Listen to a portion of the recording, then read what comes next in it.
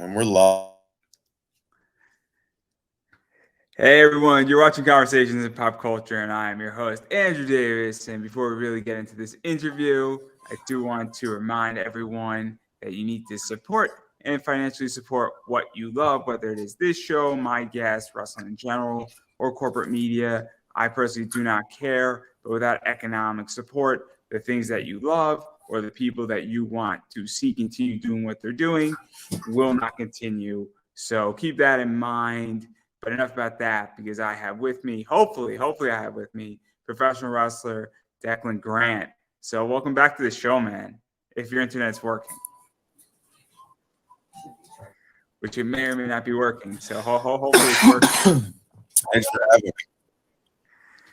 I think it's working. It sounds like it's going in and out. So Yeah. I'm hoping it's working. See how far we can get. Yeah, I know. I'm just glad that you're back. Obviously, I'm happy that you're here. And I think the last time we spoke, this was right before you won your H2O heavyweight champion. And that's really what started off 2022 for you. And you've had a crazy year so far. And so I do want to talk about again. that. Now it's tripping out. Can you repeat that question one more time? It just cut out. Oh, I was just saying that you've had a crazy year so far, because your year started off with you really capturing the H2O heavyweight title, and you did it in a very dastardly way, might I add. And so what was this like? Because obviously, you're still new to wrestling, and it's a really interesting way how it was done. And I think it pissed off a bunch of people, and I thought it was brilliant.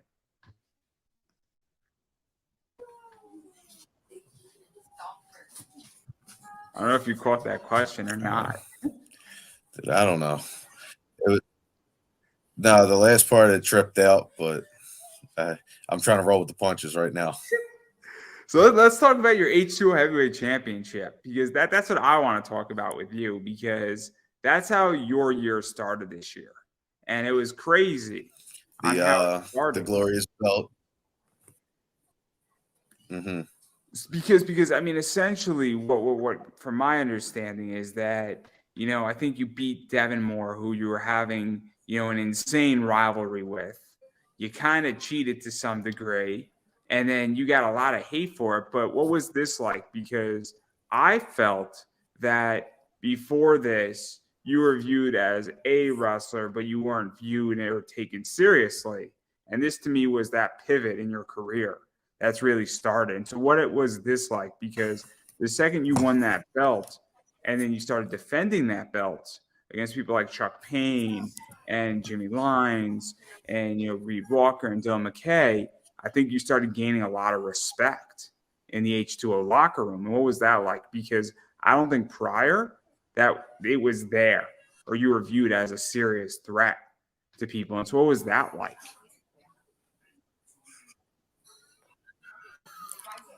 I mean, like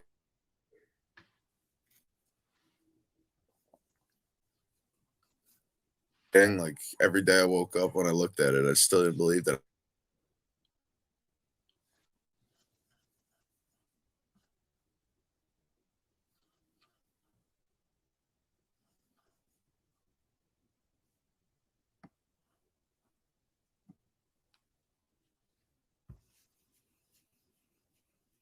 I had no problem.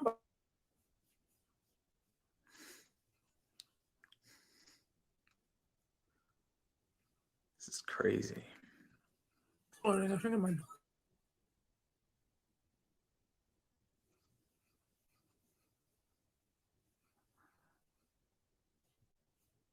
I don't know what's going on. It's There's so a weird. better tilts.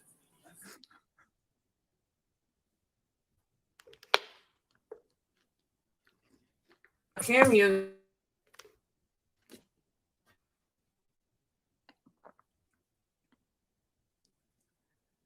This is so crazy. It's so weird.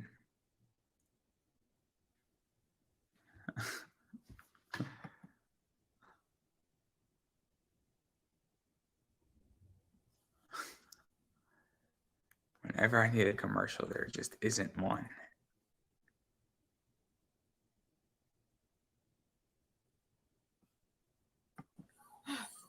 Hey, look, I'm back again.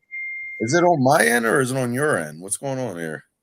I don't think I have a problem. This is like just so weird. It's just like not working. Clearly, the internet just doesn't want us to do this interview. No, they don't want to hear what I got to say. I'm being Yeah, censored. clearly. Either me or it's you. Do you have the Wi-Fi? I don't on? think it's me. I don't think it's me, but because No. There I may be too many people on Wi-Fi. I'm not on Wi-Fi. I got 5G unlimited because my stuff still works. I'm trying to be professional and do it on a laptop, but it's not going our way right now. I think it's you. I'm gonna blame you. That's perfectly fine. That's perfectly fine. People like me for the most part. IWTV don't trip out every time I show up on camera. So it's the feds after you. So clearly this is getting really interesting now. It's gonna take like an hour to calm down from that. But let's seriously talk about your ATO championship now, though, because Minutes of this whole thing is going to be just us complaining. All right. I had no problem. The whole concept of just I don't know. It was a good time. It was fun. It went by seemed like it went by really quick, but really it was like 6 months, which for somebody's first belt, that's not bad at all, especially the people that I had to face too during that whole run. Yeah, let's talk about that because That was an obviously, I mean, experience in itself. I loved your match between Chuck Payne and Devin Moore. I thought that was a great match. Jimmy Loin was also another great match. Mitch Vallon has been around forever, and that was crazy. And then Anthrax, I don't know if Anthrax, came up with you because I think he was also a student before. And I don't know if he was in your class, but obviously he's relatively new. And so what was this like? Because these were some of your first matches, and I really felt like they solidified your title run in a lot of ways. They were, they. I got the shit beat out of me most of the time, especially like with Mitch Van.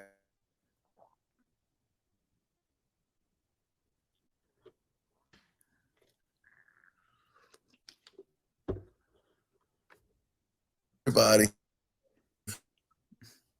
So, dirty tricks. I don't know if he's still here. This is so weird. So, ain't nothing a little eye poke and a fish hook can't fix. Yeah, you're like frozen, and I can barely you're breaking up. This is crazy. It's like the weirdest thing ever. It clearly doesn't want this to happen. The internet.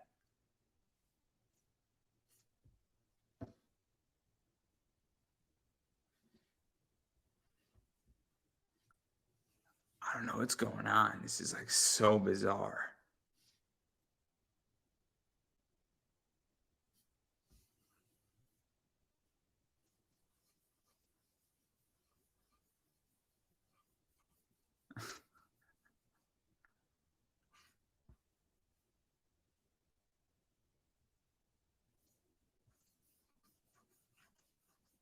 Oh man, I don't know what's going on. This is so weird.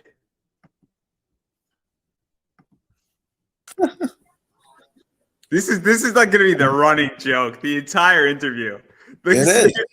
I'm telling you, it's either they don't want me to say something or they don't want you to say something. It's one or the other. That's all I'm set on. This computer I'm on has full bars right now, full service. There's no chance in hell. This is and just they have so this weird. is Xfinity. Clearly, this is somebody just working against us. Clearly, You know what? I'm gonna talk very fast, so when you chop this up and edit it, just slow it down. We'll do it like that. Because we only get 2 minutes of conversation, and then it goes off. So might as well. It was great. I loved it. I like poking eyes, kicking people in the balls. Next question. So how do you feel about Brandon Kirk? Let's just start there. Done. You can just slug the internet. Brandon Kirk. Yeah, how do you feel about him? Because I You mean, had I a don't few know. matches, and he's killing it right now. And I thought your match with him was great. I Yeah, did. I had a lot of fun with it. I felt bad because he wasn't feeling too good. This is, whatever. He wasn't feeling good at all. So it was like I was trying to like work with him in not like either passing out or just throwing up because he felt like shit the entire time he was going into it. Like you could just tell he was all like pale and everything. I'm like, damn, dude, like I feel sorry for this right now. But he's like, nah, I'm toughing it out. I'm doing it. So went out there and did what we could. All the credit to him because if I felt like that, I don't think I'd be able to get into the ring. Yeah, and what was this like? Because obviously, and then even talking further about this, obviously Colby Carino is another one that you got to face, and he's been around a lot too. And what was this like? Because I feel like at this point, obviously Brandon Kirk and both Colby have been around a while, and you obviously had great matches with them, and they really, I feel, made your title run something special versus, Yeah. facing, I guess, the normal H2O crowd, for lack of a better word. Not that they're not regulars there, but I felt like No, there's, I know what yeah, it's I hard get to what you explain, mean. isn't it? Like, I don't want to insult anybody. No, no, no, no. The level that them two are on compared to like some other people, it's understandable. It's Colby's a second generation wrestler, which was ironic that I thought it was kind of cool because it was like come full circle. My first actual match, like first wrestling match 1-on-1 was with Colby, but there was no ring. And then who do I lose with the belt to? Colby. And here goes the internet didn't trip out. I was waiting on it. I'm like It literally, doesn't I'm want you to watching this say it. clock. It doesn't want you to say it. That's what it's going No, here. it doesn't want me to spill. Like I'm not gonna incriminate no one. Like you're not gonna find out any dirty secrets. I'm not gonna let anything, out.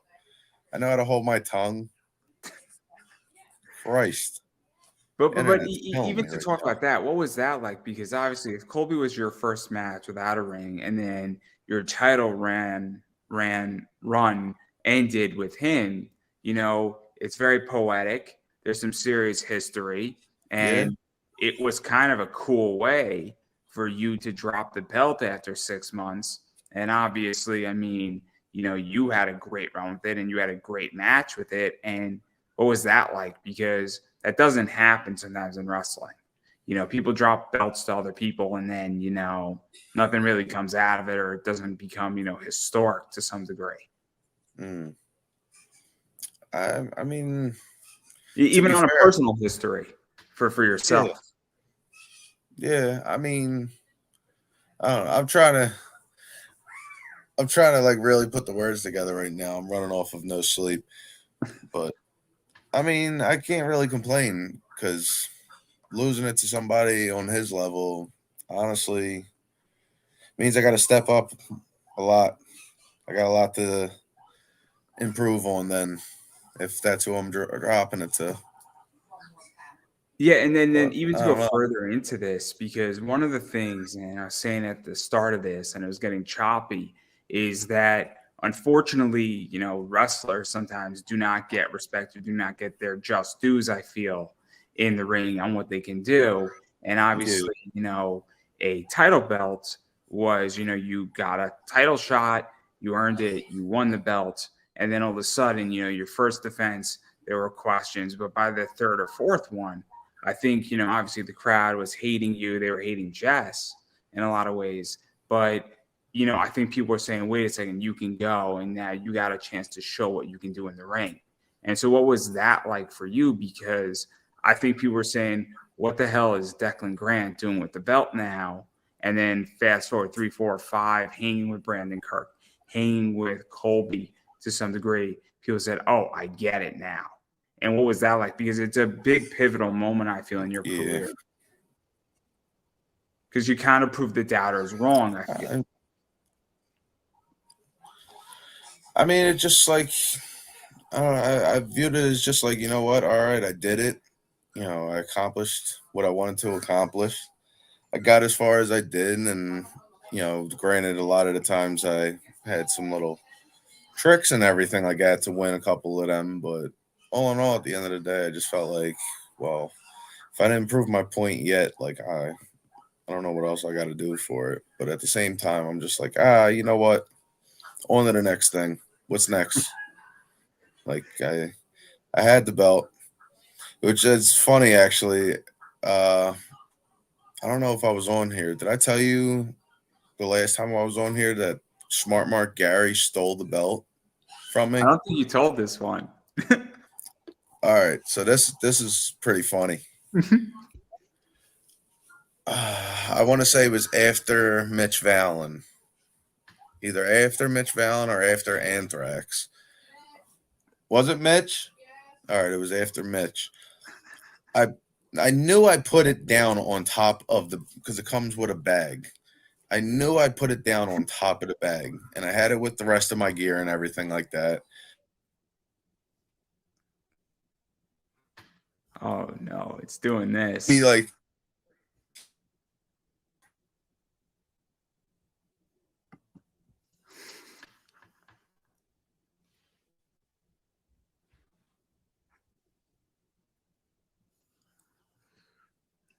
oh, I seen somebody leaving with the belt with a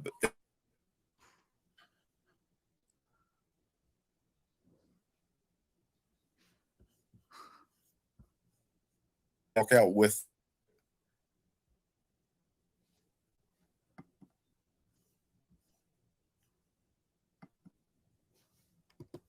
in one ear and out the other. Like,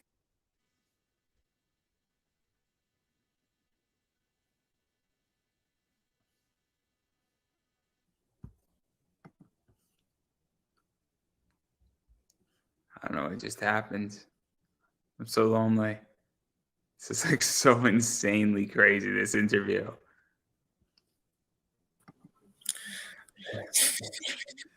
oh, This is the running joke. This is the running joke now. listen, this is probably Smart Mark Gary wiring it up so nobody knows what he did. Bastard stole my belt, gave me a heart attack. So I go back to get my stuff, look down, and I go to pick the bag up, and my heart sunk. The belt's not on the bag. The belt's not in the bag. The belt's not anywhere around my stuff. Can you hear me? Yeah, I can hear you. Oh, all right. I wasn't sure if it was going off yet. So Not belt's off nowhere yet. to be around all my stuff. I look everywhere. I look next to the ring. I look next to the trash cans. I look under other people's stuff. I cannot find this thing anywhere, and I have a knot in my stomach, and I'm just. I did not want to go up to Matt and say, "Yo, I might have lost your belt," because then it's just that's not good, especially being in the building. So I stayed quiet about it. Left with the bag and whatever. A couple days later, I get a text message, and it's pictures just from a random phone number, pictures of the belt at the liquor store, at Dunkin' Donuts, at some fucking park with a lake, on top of somebody's car. I'm like, and at first, like, I don't recognize this number at all. I'm like, at first, I'm thinking maybe it's Mitch playing a joke with me because I was messing with him that whole night. Like, I couldn't figure it out, and the dude is just going on and on and on about it. He's like, "Yeah, I got your belt. Doubt you're going to ever see it again." Just egging it on for so long until eventually somebody spilled the beans before he tried spilling the beans. But I played it off on him because I wanted to choke him when I found out that it was him. But I just thought I was like, motherfucker. Yeah. So Smart Mark Gary. Not to mention, I wrestled. Do you know who Frontman Ja is? I don't know who that is. He's done a few AEW Darks and Impact to the best of my knowledge. I wrestled him on an undiscovered. I didn't have the belt on me. We may or may not have smoked the substance known as cannabis beforehand. Everything we did was on the fly. completely just, going. He super kicks me and pins me. 1, 2, 3. Good match. By the time we get to the back, maybe 5 minutes into it, I thought to myself, wait a minute, I'm the champion. I was supposed to win. Fuck, I never said anything to him. He had no idea. He didn't know me from a fucking can of paint.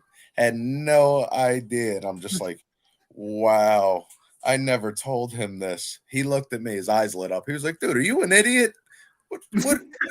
What did you do? And I'm like, I have no idea. I said, dude, that super kick felt nice. I had to lay there. I starfished. It was it. It was over with. But yeah. And I blame Gary. I still blame Gary. Because technically, I should have been undefeated that entire title run.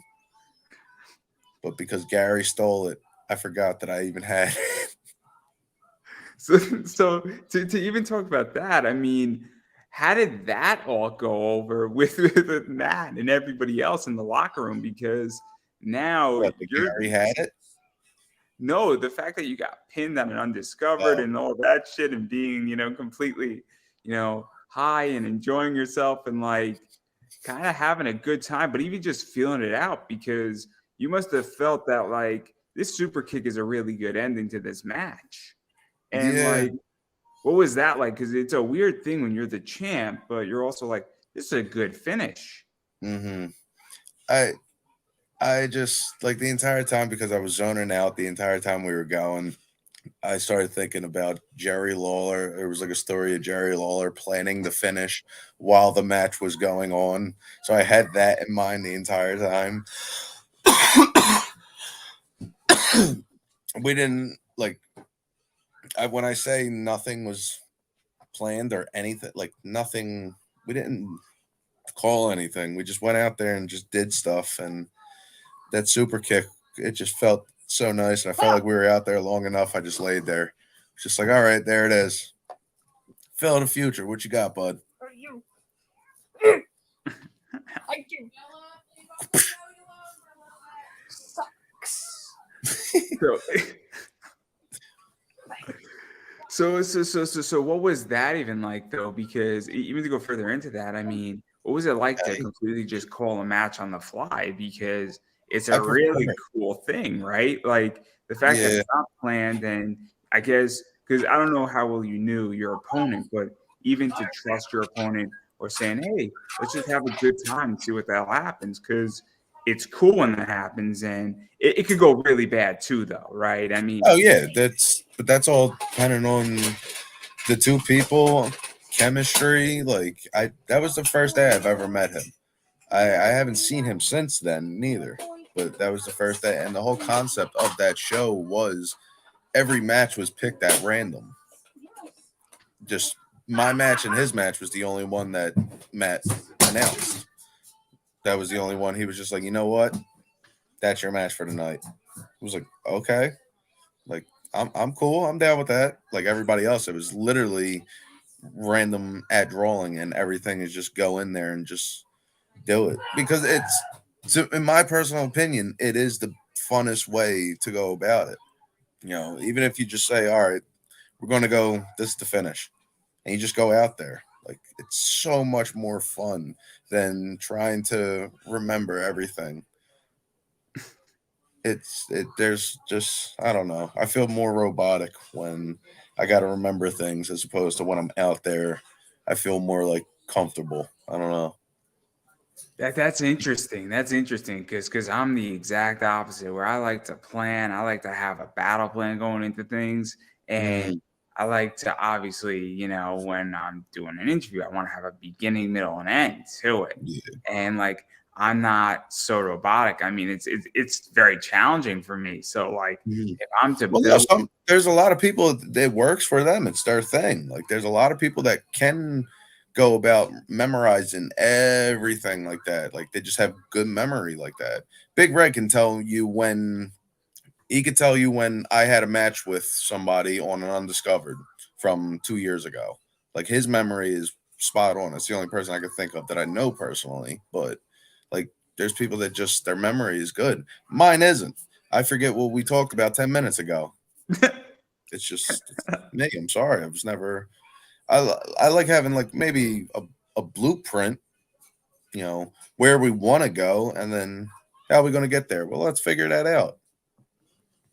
Yeah, no, I think it's just fascinating because creation is a very complicated thing in every fashion of that word, in every sector. And I just think it's so interesting because obviously I speak to a lot of people in comics, I speak to a lot of voice actors, I speak to cosplayers and wrestlers, and it's just so interesting to me.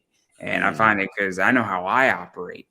And I'm not saying I'm not the only way to operate, but like I can't even fathom going into a ring not knowing what the hell we're gonna do, not even knowing who's gonna win. And then on top of that, getting high right before you do it. I mean, that's what made it a little bit easier.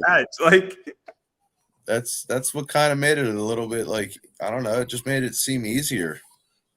Like it just, because if you've done this for however long, like not only that, but like have watched it for years on end, like me, you know what you can do, like you know what your moves are, communication, even if it's not even verbal, just use your eyes, your body motion and stuff like that. You read each other and just go and you do stuff. Like it's I say it's like it's as simple as that, but it's really like not as simple as that. It's just I feel like it's the person that you're dealing with, really, because like some people freeze up, like some people just like what are we doing, what is going on, like get a little nervous, and it's just like, dude, just keep going, like keep moving. Nobody knows what the hell's going on anyway.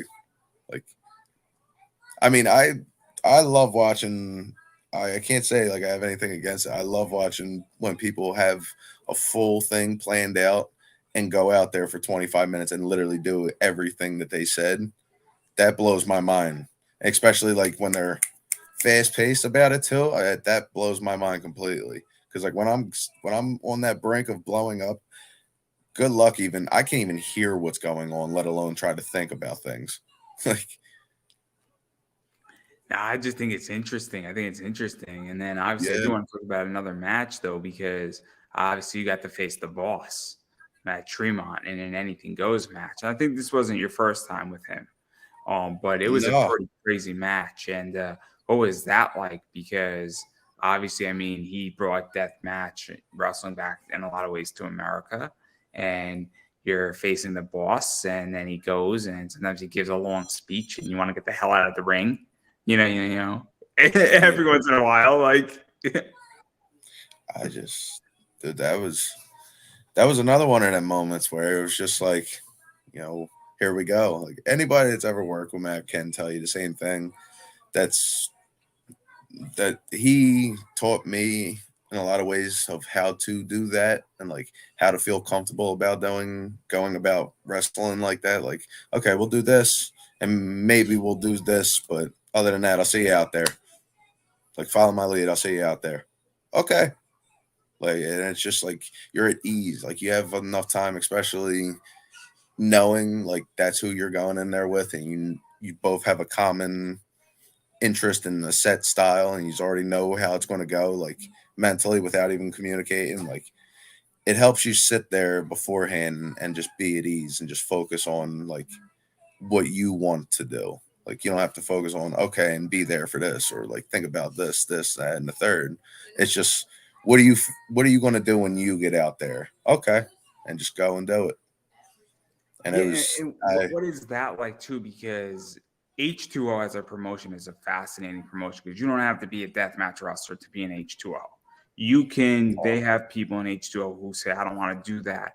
And there's a place for them. But then there's also a place for deathmatch wrestling, bringing out tables, chairs, light tubes, whatever else you want to take out. And this is one of those matches where a bunch of stuff was taken out. And what was that like? Because you've had matches where it was just a straight up wrestling match, but then you have a match like this. And so what is that like? Because the guy to do it with is Matt Tremont. You know what I mean? Versus somebody else. I mean, he is the guy. The other guy that we're going to also talk about is Danny D'Amato, who you got to face too.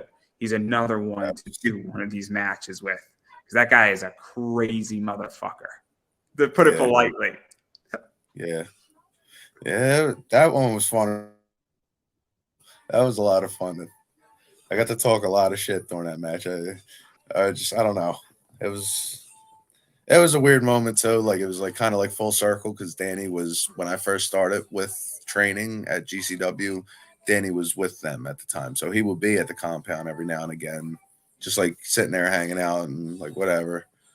But like never really like taking the time to like actually like I've never taken the time to like sit and actually like talk to him. Like going into that match, that was the most I've had any conversation with him. But Yeah, it yeah. was a lot. Yeah, to even talk about that too, because obviously Danny is running ICW No Holds Bar right now. And that's a really, really big company. And they've done a lot of cool shit in that company. I Yeah, mean, in a lot of ways, I mean, that's, the deathmatch company on IWTV. And obviously, not to throw bad blood with GCW, but obviously there was a falling out between the two of them. And I think it's well documented. But what is that like to, get to wrestle a guy who sort of, has a very prominent deathmatch wrestling promotion, much like Matt does, and really getting to do it in an H2O ring versus doing it in an ICW ring, because that's the other thing too that I think made it special. I don't know how many times Danny has been in an H2O ring, but it definitely, I think, was special because I know he hasn't been in an H2O ring all that often. And you look at the guys that Danny wrestles, Danny chooses who he wants to wrestle versus having to wrestle anybody. If that makes any sense. I don't know if that's no. It makes total sense. Yeah, I get it. I honestly like I was like thrilled with the fact that it was. I didn't have to like think like maybe like what better way of like having a promoter like you want promoters to see you so they book you and everything like that. I'm about to go and wrestle the promoter so he can see firsthand or witness firsthand what I'm like and what I can do, what my abilities are and everything like that. And I feel like I made a good influence. Well, I can't make out the words right now, excuse me. But I feel like I made a point. Like I showed if him you that need me to come I've over and developed give you a since. few super kicks, man, I'm more than happy to oblige. Listen, I got hit in the head a bunch of times Monday. I'm still trying to function. All right. Oh, I had to I know wrestle. the feeling. I know the feeling. I didn't get hit in the head a few times on Monday, but oh my gosh, I just had Jimmy Monday was Lloyd a rough day. crunch me. It was ironic you were mentioning Jimmy Lloyd because I had to wrestle him Monday. He gave me like a pile driver, and I heard things crack. And boy, I'm still feeling the effects of them. Boy's a different boy, I tell you. Yeah, no, he just wanders around. He's weird. Where the greatest moment was not even in a wrestling ring; it was at WrestleMania. When Jimmy's just by himself wandering, yeah, it's Jimmy Lloyd for you. There was You an know what I'm ongoing, referring to, right? You know what I'm yeah, referring to, right? The yeah. moment where the collective happens, and then Jimmy Lloyd apparently either snuck down and they were doing like a screenshot, or just like the camera's just moving around, and he's like right at the edge. And you just see him. He has like a normal T-shirt on, and everybody on Twitter is like, "Is that No, he Jimmy had Lloyd?" no, he had. There was two pictures. There was one of him. I think there was one of him with the GCW shirt on, and they made him take it off or something because there was another one. He had the Hurt Business shirt on. That's where Jimmy Lloyd joined the Hurt Business came from. Oh, it was the greatest day ever. That was my favorite meme I've ever seen. I haven't It's seen one of the anything replace it funniest things since. in wrestling. It really is one of the funniest things in wrestling because it's so 100%. ridiculous. It's so ridiculous, and it's just like, oh, it's brilliant. It's absolutely brilliant. And oh man, just everybody's like, is that Jimmy Lloyd? Like, how did he get Mhm. here? Like, It's Jimmy Lloyd. Jimmy Lloyd was backstage. Nobody knew that. He had a meeting with Vince and he said no to the contract. He just looked at Vince and was just like, "Nah, I'm good." And just walked back to his seat. I know that Jimmy Lloyd was in a suite at one of the WrestleManias too. I know that much. With Brett, I know that much. So The internet going again. Yeah, maybe it's my internet. I don't know. I gave up a long time ago. I gave up. Yeah. It's all right. I got comfortable for a second, but then started going. It's all right though. I I know got to that time to get Jimmy back at on. I think like a WrestleMania ago was with Brett in a suite that was like hosted by Stephanie because WWE wanted to buy like Bloodsport, which is Mhm. super interesting in its own right. But that's what that is. But yeah, it's really really just interesting. And I think Jimmy Lloyd is the greatest thing ever. Just the amount of wondering he can do. It's just he'll just show up randomly. Jimmy Places Lloyd, greatest thing ever. God's gift to pro wrestling. Jimmy Lloyd. It's that and it's pretty much Orange Cassidy. I don't think you could top Orange either one of those. Cassidy. Yeah, Orange Cassidy and Jimmy Lloyd. That'd be an interesting match because it would go from the laziest spots ever in the beginning to just chaos. It'd be a mixture of Chikara and Jimmy Lloyd Lucha. Jimmy Lucha Lloyd.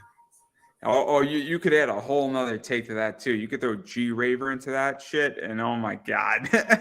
and you No, can we make it won't. a We won't scissor throw. on a pull match, and there you go. No, we won't throw that man in anything. I'm just saying that we could have a great match here, and just saying. But I would seriously pay good money to have Orange Cassidy wrestle Jimmy Lloyd. I think it'd be a brilliant concept. Sounds interesting. Jimmy Lloyd, Orange Cassidy, and fucking Shaun Henderson. Triangle of death right there. Don't sleep on Shaun Henderson. Shaun Henderson is the shooter. He runs. What? You? Oh, I'm sorry. I'm getting the death stare right now. I'll take that back. Jimmy Lloyd, Orange Cassidy, and Jess Moss because she's the ultimate shooter. Ultimate. Yeah, let's actually talk about Shaun Henderson too, because I like Shaun Henderson. I think Shaun Henderson is a brilliant booker. I think the guy knows how to book really good matches. I love Shaun. I think he booked a great match with you and Otis Kogar. I thought that was a good match, and I know that there's been a few other matches, and I think Shaun's a good wrestler. I think he's a better booker than anything else, and I think he knows how to run a show. I think he knows what works in wrestling. And see, I beg to differ. Have you ever seen? I hope there's some type of. There is definitely footage of it. I don't think it's on IWTV though. I'm not saying. I'm just saying. I think Shaun's gift is as a booker more so than anything else, and it's the same thing. With yeah, 100%. Shaun's a great booker, but Shaun as a heel is, when I say top tier, is the greatest thing. Shaun Henderson being mean and just hating everything and everybody. It's to my opinion, the little bit that I remember of him doing it, it's, I don't want to say MJF level, but if Shaun dedicated himself to being a heel, Shaun would be a hell of a heel. He'd be near that level at least if he fucking went hard with it. Because Shaun is the man. Shaun has that mean. I could see it. Where I'm going with this is that Matt Tremont's a good example of this too, where Matt's real gift is teaching wrestling, because Matt is an amazing teacher, and he has so much knowledge on the business that his students, whoever goes through Matt Tremont, becomes a better wrestler and leaves wrestling a hell of a lot better than when they entered it. And that's not saying that Matt Tremont's not one of the greatest wrestlers, especially in deathmatch, but his real gift is building the next generation. And that's just a fact. And I have no problem arguing with people on that, because that's just the way. I've said it multiple times across multiple interviews with people, and I said that's his real gift. And I think Shaun's real gift is knowing how to book wrestling shows that are fan-fucking-tastic. Not saying that he's not a good wrestler, because no, I wasn't taking it as that. Well, I was, so we're gonna fight now. My bad. I'm sorry. I thought the internet was tripping out. I thought I was able to like sneak a couple jabs in there when the shit was fucked up. I didn't think you heard me. My bad. Oh, God. I need a back massage. Yeah. Can you make me a coffee? Yes. Thank you. I like how you're just so nonchalant in the entire interview. You're like, I'm done of an interview, and you just ask completely. Oh, I love it. I love it. There's really not too much of a difference between me as a person and me in wrestling. I just turn it up a little bit. That's all. I'm a regular person. I just have a very high tolerance for pain. I like punching people in the face. Every now and again, slamming somebody on their shit. You know, I gotta let out that aggression. I'm starting to become like that a little bit on this show, where I'm just going to state what I want to state, and I'll deal with the consequences accordingly. There you go. It's the way to be. No, honestly, somebody said it to me about a comic book. Said when you mortgage your house to do your comic book, you get to call all the shots. And if you disagree with that, then you go mortgage your house and go do your own book. And that's how I feel about this show. Is that I'm going to run it however I want to run it because I'm paying all the bills. And if you don't like the way I run it, that's fine. You could have an opinion, but you're not paying any of the bills, so that's just your opinion. Not you personally, but that's the whole thing. And I know what you mean. You know, but yeah, so that's crazy. But I would love to see Shaun Henderson heel back. Now I really want to see this. Like, I'm really excited to see this. I'm gonna go look it up. I have one video that I took when after they shaved his head, where he was bald, and it was I can't demonstrate what he did because it's kind of awkward at this very moment, but it was amazing.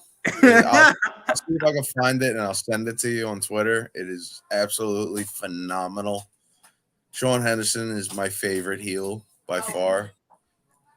And I have a list of phenomenal heels, and Shaun Henderson's definitely in like who's on your list? Who's on your list? Now I want to know who's on your list.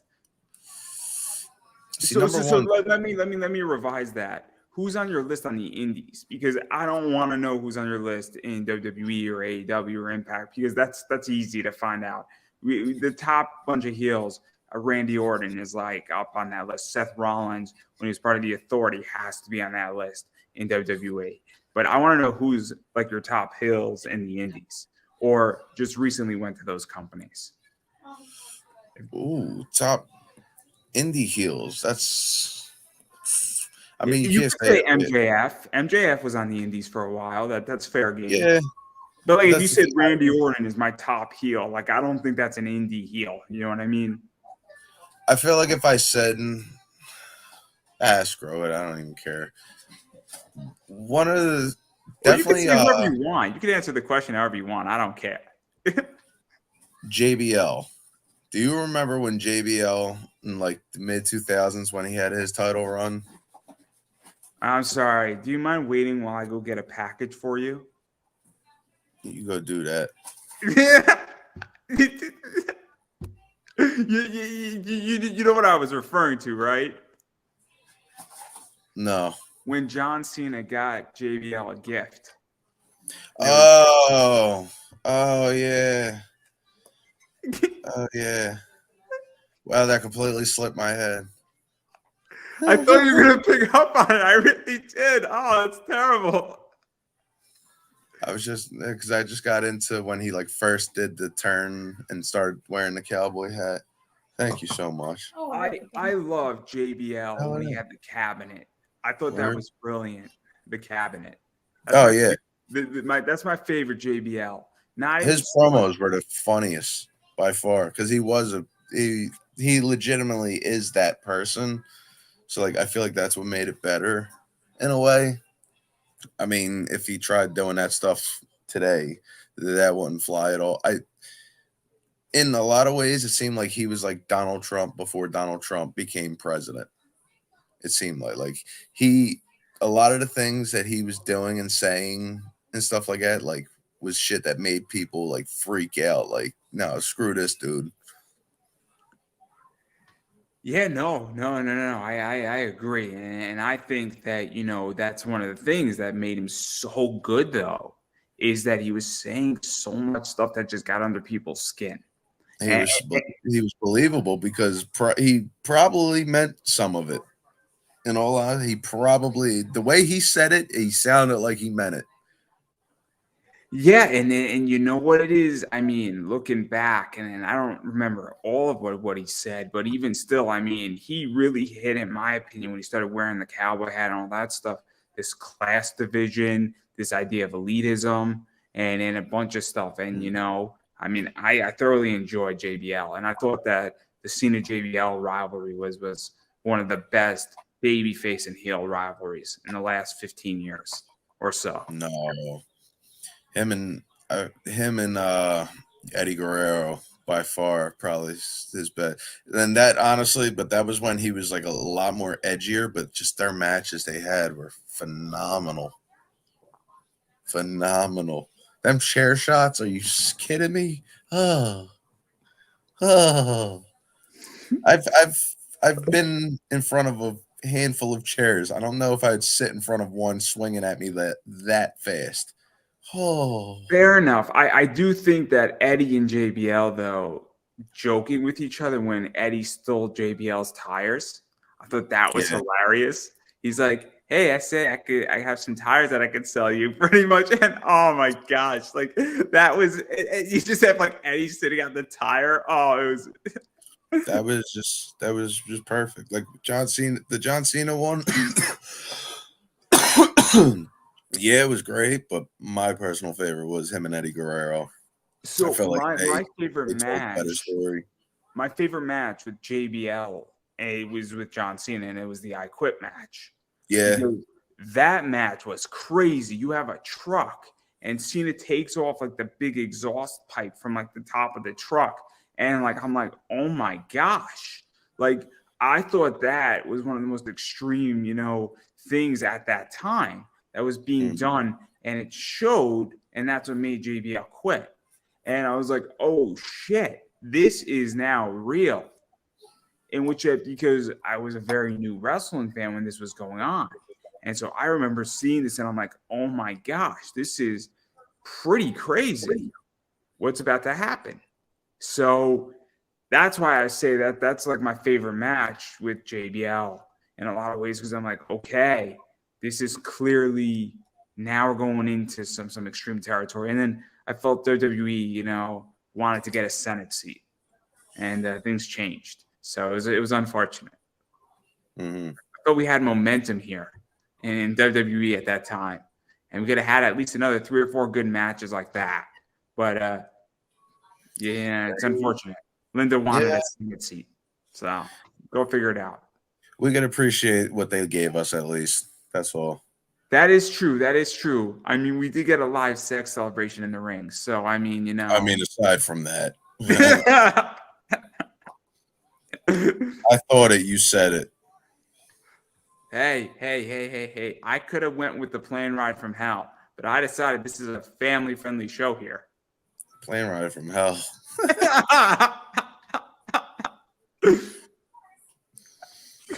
That just sounded like a terrible time. Like, oh my God. The amount of alcohol that was drunk before they even left. Nobody died. Yeah, right. Like, what the hell? Who could have? That either was over exaggerated a little bit, or these men all have some type of liver issue later in their life, and like didn't tell anybody. Because there's like, how do you consume that much and being up in the air? Like nobody was throwing up. Nobody was sick. I don't even think this is what my understanding of that circumstance is. I don't even think they were up in the air when half of that shit was consumed. I think they were just sitting on the ground. They were on the ground. Yeah, they were on the ground for like 6 hours before they went up in the air. No one threw up though when they started going up in the air. Who the hell like decided, let's start fighting and wrestling and stuff?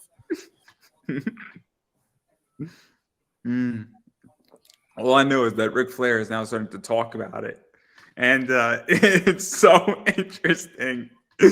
All I know is that it's mind-boggling to me, and I love it. I love every little thing about that. So, I have to say that Dark Side of the Ring did a great job documenting that entire thing. And holy shit, man, what I would pay to be a fly on the wall for that! Oh my god. Fuck that. If I would have been a fly on the wall, you would have ended up dead. Well, at least I would have gotten a good show while I was flying around. Yeah, 100%. Watch Michael, what's his name? Michael Hayes get his ponytail cut off while he's all sloshed. Oh boy. Oh man. Oh from man. my experiences, it's like at least probably a plus that wrestling has changed and phased away from the hard drugs and whatnot. Like I'm sure they're probably still lingering around somewhere, but not anywhere to what it seems like they were back in them days. Like everybody who's all jacked up looking like fucking statues were on Percocets and whatnot. Yeah, it's probably a good thing that wrestling has evolved. It's not even a good thing. It is a good thing in a lot of ways. I mean, but you can't really like, I can't like even like say anything negative towards like anybody that like, for the most part, like you got to think in the full trajectory of it. Like for at least them back in them times, getting hurt, and this is what the doctor told you to take. You started taking it because of pain, and all of a sudden, that's all it takes is a couple of days of taking the pain medication, and you're hooked on them. So it's like you can't fault anybody for having issues. Also, if we look back at the day, because me and Tyree Taylor were talking about this, let's be realistic. Twitter, Facebook, MySpace, cell phones with video weren't around. And so, all this stuff. Are you kidding me? Cancel culture would have took a stroke if they would have been around. What would have happened is that it wouldn't have been cancel culture. It would have been corporate media, I think. Because what happens is that, let's say somebody gets hurt in wrestling at a show. It then gets up on Twitter, and then it becomes a gift, right? Or a gift, or it becomes a 30-second clip. Then everybody who's not a wrestling fan says, oh, that's what wrestling is. Wrestling is bad. And this happens all the time when there's a major incident that occurs that somebody got hurt. And so imagine that when all this shit was going on, if social media was around, this would have destroyed wrestling from the inside out, without a doubt. And I mean, maybe, but at the same time, it would have destroyed everything from the inside out because nothing was true. squeezed. Fair. People have been trying to destroy wrestling since the friggin' 40s. Like it's just been an ongoing thing. They've been trying to in the beginning, it was trying to prove that it was fake. And now it's just like, oh, people are getting hurt. People are getting hurt in football. People are getting hurt in hockey and basketball. Like you get hurt. Okay, we get probably concussions a lot more than the average basketball player, but it comes with the territory. What about professional fighting? What about boxing? Every time somebody gets knocked down, that's technically a minor concussion that they have. So every time you see somebody get knocked down from a punch, they drop and they take a couple seconds and get back up. They have a minor concussion. Why aren't we crucifying boxing? Like, just it is what it is. Like, nothing you can really do about it. I mean, look at football. Every game, somebody gets a concussion and then they get pulled out of the game. There's no question about it. I mean, I'm a Giants fan. What was it, like 4 weeks ago? Daniel Jones got a concussion, and then didn't his backup also get a concussion? And then didn't Saquon Barkley have to play quarterback and they won? Don't giggle too much. The Giants ain't gonna do shit. But hey, I was hoping for the Eagles. I was going to be. I'm sure we were at the top of your list, like every other. Let me explain. I have my own selfish reasons here. Please, it's all about me today. It's not about anybody else. So if the Eagles went 17-0, I would have gotten $100 worth of comics for free. But they lost, so that dream's over. Well, I mean, I'm very sad. It is what it is. One win, one loss don't mean nothing. I wanted free shit. That's what it was about. Have you seen the rankings for the AFC and the NFC? It's like every team except like 2 are in the playoffs. Every single team, like everybody's up there. Everybody's actually like pushing, like it's up in the air right now. It's crazy. It's crazy. All I know is that Tom Brady's having a bad week. That's fine. I hope Tom Brady has a bad year, and I hope he has a terrible year the year after. I hope he retires. I mean, he's having a horrible week. He lost like $45 million this week. It's insane. Good. Am I supposed to shed a tear for Tom Brady losing $45 million? Kiss my ass. I just say. I hope he lost another $45 million while we talk about it. I'm telling you, this FTX shit, you own like 1% in it. It's crazy. It's like it's so insane, but it is what it is. But yeah, no, it's. But now I really want to see Shaun Henderson now as a heel. Like I'm gonna push for this. Hell of a transition. I just hell of a transition. I love it. I just want to push for it. I'm gonna like get a change.org going to make Shaun Henderson a heel. I expect your signature on it. I expect it. I'll put one of the signatures. I'll either put my real. You know what? I'll put the Deklan signature. Can't trace that back to me anyway. Haha. Kayfabe, brother. Yeah, no, it's crazy. Still real, damn it. Hey, it's real to us, right? You're probably not going to be able to say it. No, you know what? I won't go that far. I was just about to pull my pants down to show you my ass cheek to show you how real this shit is, but we don't have to go that far. Long story short, I had a chunk of it removed. Well, not removed, but taken out. Don't worry, I won't do it. I seen somebody. I'm not going to do it. Don't worry. I don't have any corporate sponsors, so you can't hurt me right now. So sorry, bud. I'm not showing my ass on the internet. Not happening. If I had a corporate sponsor, I would totally stop you. If you had a corporate sponsor that was going to write out a 7-figure check, then you got it. I'll show you whatever you want to say. But until that corporate sponsor shows me some dollar signs, no. If I had a corporate sponsor, you would not be showing your ass on my show. If you had a corporate sponsor, you best believe I'd be in my birthday suit waiting this way. That's crazy. That's crazy. But I feel you. Tom Brady lost $45 million. I'm trying to gain that. It's okay. It's good. You can join Tom Brady. Hell no. I'll join his bank account. You might not want to join that either. That might not be a winning play lately. You know, with the way FTX went, his divorce, the Bucks not doing too good. You know, he got divorced too? I didn't know all this. Oh, you didn't know this? I mean, here's what happened. Damn. So basically, she was worth more than he was. Oh no, Tommy boy. Tommy's about to be coaching high school. Oh no. I don't know why you would choose football over her, but that's just me. Yeah, dude, are you does he have something to prove? Right? He wants to win more Super Bowls. Like, does he want to set a record nobody's going to beat? I mean, he's already considered to be the greatest, whether you like him or not. So why don't you quit? He should have quit when he won, and he should have gone out on top, right? Like, if he went out on top. I thought he did quit when he won. I didn't watch any of the press conference. They just said he did a press conference, everything. I'm like, okay, I guess he's retiring now. And then here he comes popping up in training camp. I'm like, oh my God.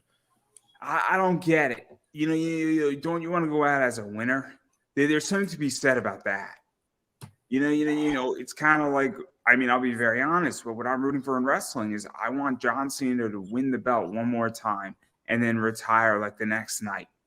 Because I think it would be the greatest move for him and his legacy and WWE's legacy in so many ways. You think I don't know what we do then. I don't care. Yeah, but then it's just like, all right, well, everything we just built with this belt, we just dropped it for a one-night deal and there he goes. Then what do? You Or, always got to or, plan ahead.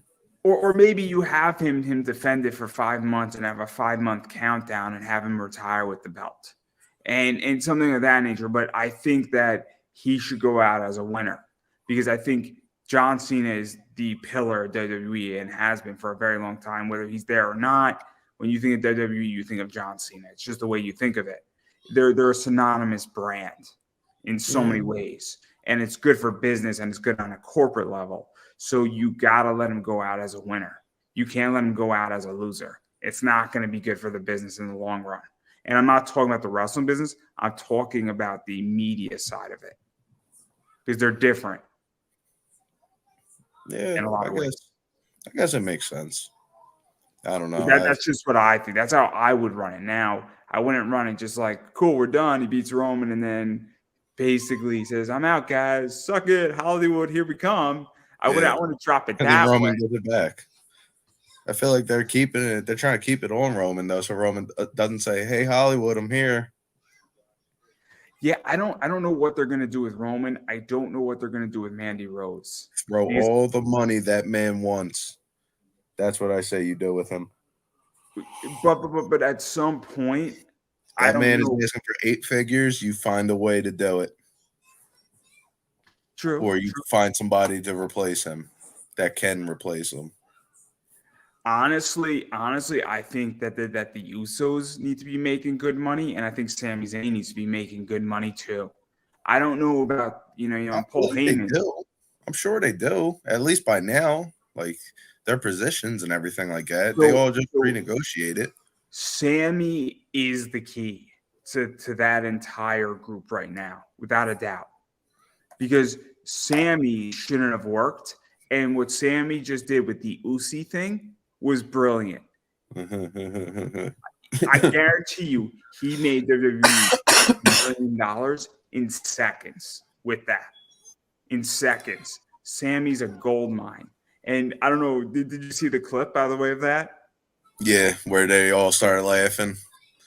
Good for him. Good for him to try to keep a straight face in front of everybody. I would have laughed. I would have not been able to hold it in. I think Paul Heyman held it in pretty good. And I think I forget who's the third cousin. I forget his name, like yeah. Soka, like something, I want to say, or something like that. Dude, I tell you the truth, I watch like pay-per-views. Right? I know exactly what you're talking about. I don't want to butcher it.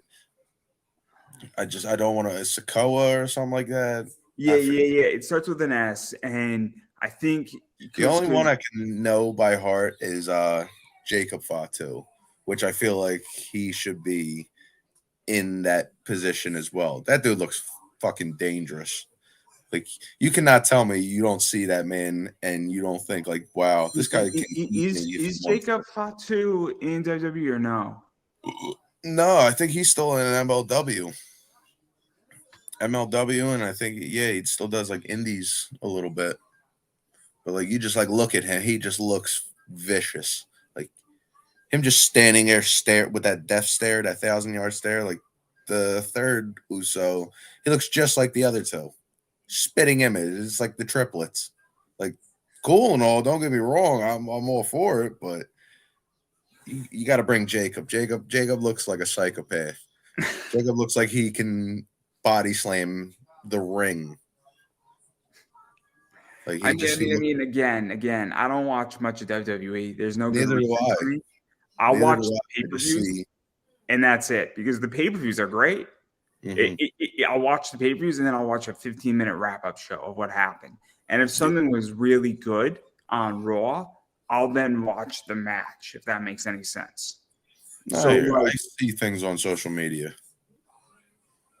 Or like I watched the Uzi clip on YouTube. There's no good reason to watch Monday Night Raw or SmackDown. There's a million better things to watch in wrestling collectively. I feel because I do it, I'm a big fan with excuse me. I'm like more of a big fan when it comes to that, like of older stuff than newer. Like with newer wrestling, I'll watch a lot of indie wrestling. If it's like new, like a show that just happened, but it's on an indie show, like I'll watch. That's recent wrestling for me. Aside from that, I don't watch. Like I I don't watch mean, AEW. my favorite era of wrestling is Impact 2002 to 2004. And I feel like, you got young AJ Styles in there, you got Christopher Daniels, you got Cassidy, you got Jerry Lynn in there. And Mhm. you look at the X division in those 2 years, you got Samoa Joe coming in there. And you have all these talented people who have gone on to do some amazing things. And they're at the beginning of their career, and you're like, how the fuck are they doing this shit? Mhm. And also the X division, when Impact first just started, or TNA at the time, was really, really innovative. And it was that high flying, high paced action. And Yeah, even going to like 2005, 2006, it was great. I thought Christian Cage coming to TNA was one of the best decisions they ever made. that was cool. Yeah, I did like Christian and TNA.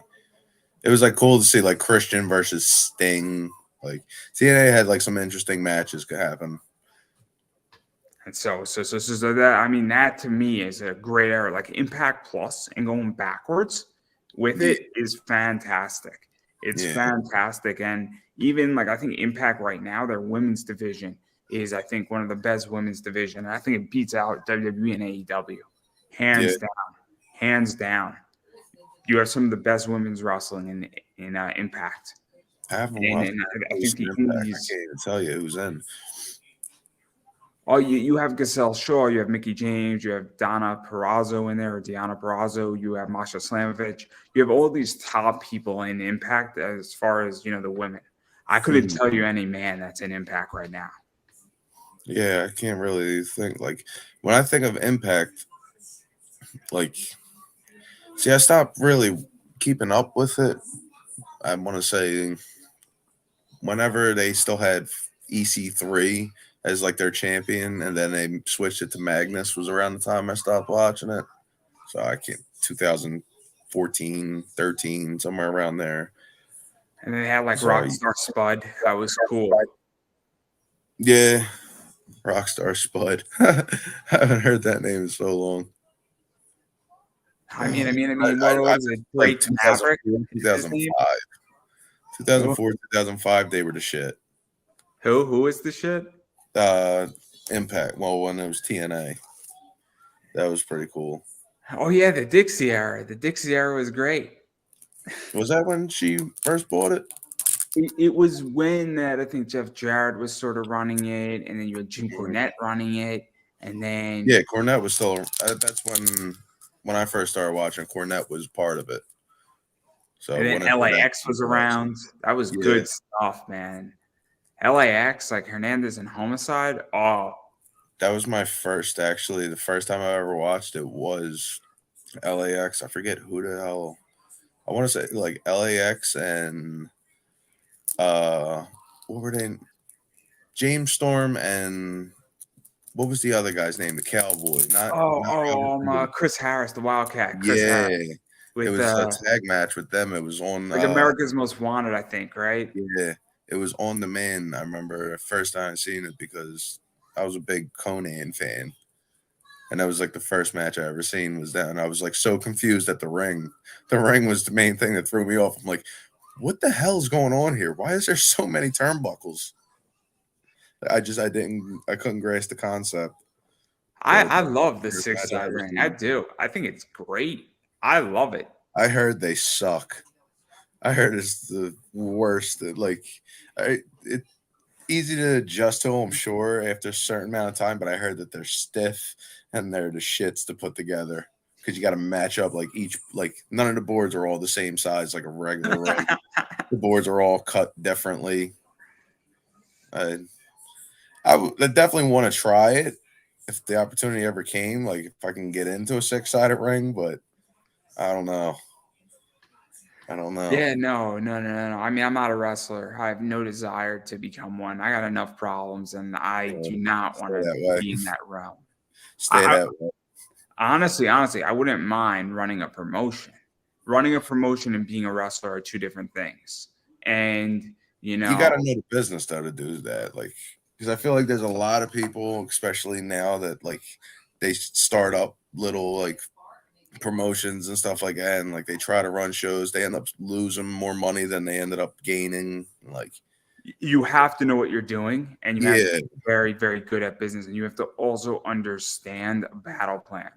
I come from the world of Kickstarter, and so a lot of my friends run Kickstarters, and I run an eBay business, and so it's taken me a while to become very profitable, but there was a battle plan with that, and I think that if you run a promotion, you need to understand your battle plan, and you also need to understand that you need to actually be mature enough, because a lot of promotions, they don't get in trouble because they're not financially stable. They get in trouble because their owners can't keep their hands off money, engage in embezzlement, or send inappropriate pictures to certain people. no, That that happens. those I understand that happens, but I feel like those are like certain. No, it's ironic that you said that because now like so many different promoters popped into my mind like that got exposed for doing that shit, and it's just like, oh man, it makes wrestling don't look too good again.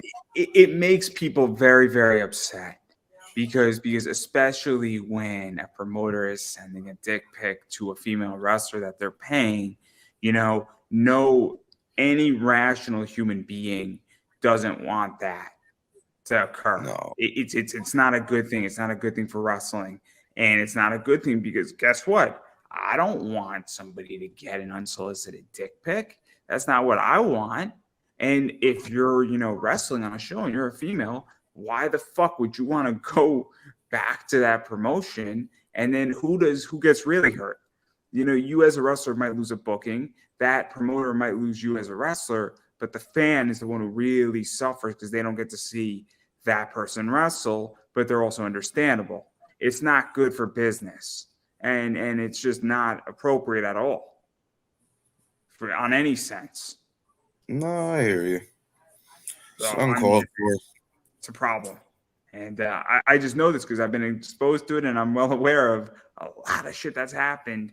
Because when you were sponsoring wrestling events and the promoters are doing shit like this, you're like, great, I don't want my name near that shit. Yeah, and those are the people that give wrestling the bad rap. So it's like when there's people who are trying to, do good and even like trying to get legitimate sponsors, people go and they see some shit or they hear some shit on the internet like, oh, well, this promotion did this promotion did that. And it's like nobody wants to put their name on that. Yeah, and look, I mean, I am in the process of getting corporate sponsors for this show. There's a lot of questions that come to me saying, who do you deal with? How do you deal with people? What has been said? What is the problems that you have with people? And companies have a right, and they should ask that. And and I'm not a wrestling company, and I'm not streaming.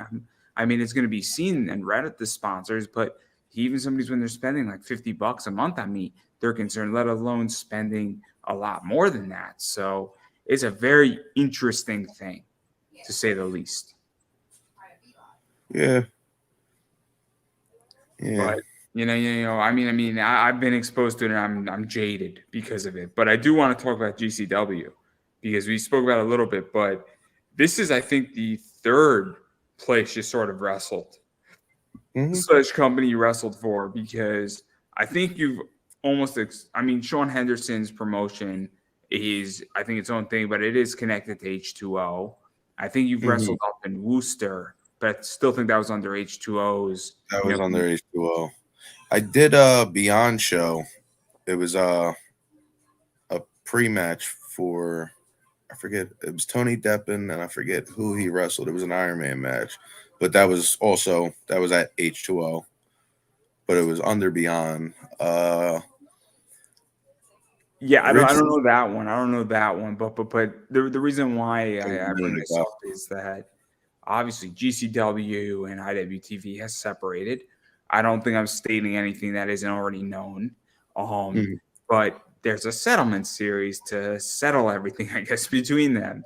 And you've been a part of that. And I know CPA was on that show. I know Jordan Oliver's been on that show. I think you had a match with Jordan Oliver. I think you've had a match with Grim Reaper, which is cool because that guy's been around forever. We had the same trainer, me and Reefer. And that's even crazier. Don't worry. We won't talk about murder here.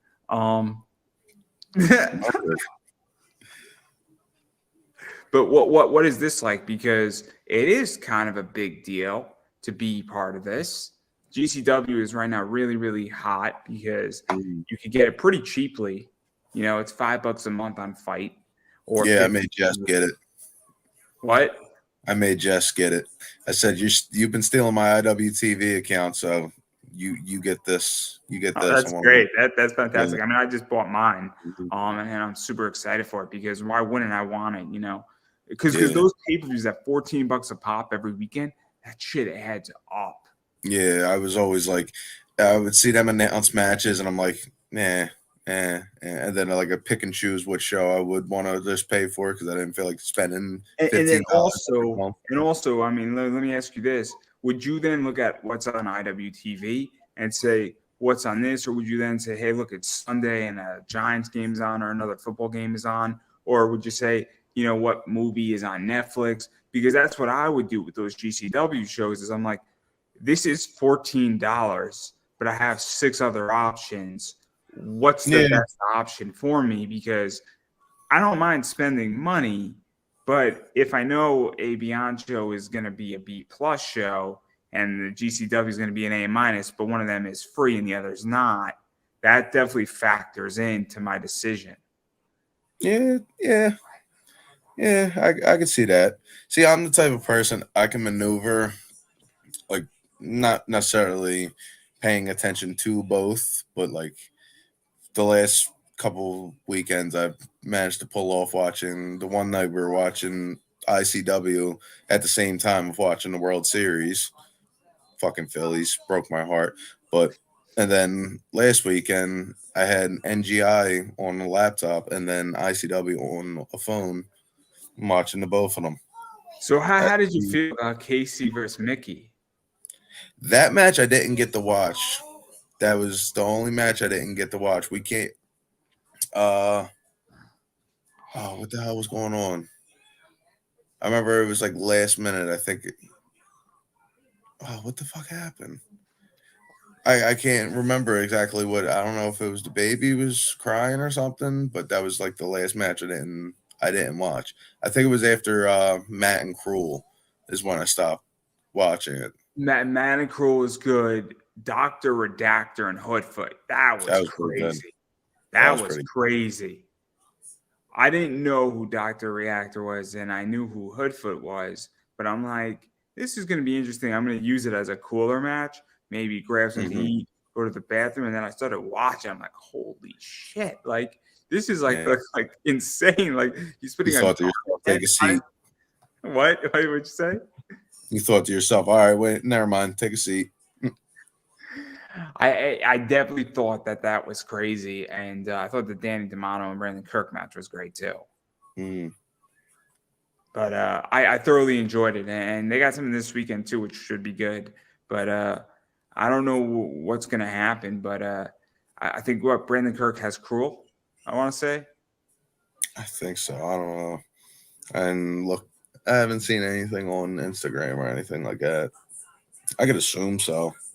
I mean, you know, I took a break from deathmatch wrestling, and I took a big break from wrestling in general because I was exhausted from it. And no, I don't blame you. I get exhausted all the time too, but that's why I end up watching old stuff. Old stuff reminds me. It's either I'll watch something old or I'll go and have a match, and I'll feel good about it afterwards, and just be like reminded, like, oh yeah, that's why I like it.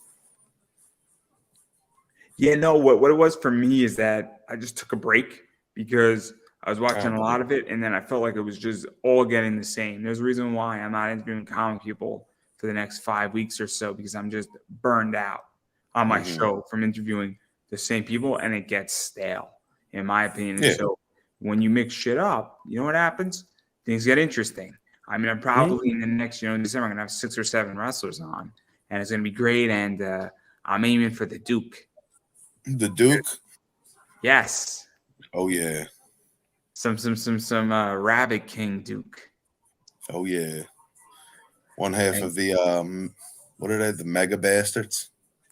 Are they? Is John Wayne I Murdoch don't from Mega Bit? know if they still are, but they had a hell of a match at NGI. That was pretty good.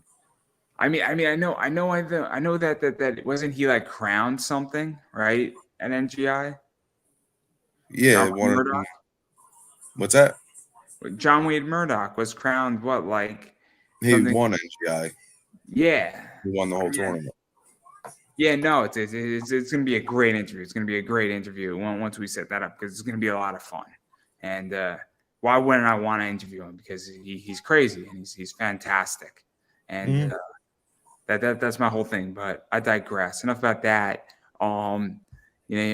Definitely going to be dealing with that. And I'm sorry about the Phillies. It happens. It happens, man. The Astros. We made it far enough. I was surprised we even were going to make it that far. It's crazy, right? What you had, the Phillies outlasted all of the best teams in baseball, technically. So how the fuck did the Phillies beat the Mets, the Braves? What was it? Who else did the Padres?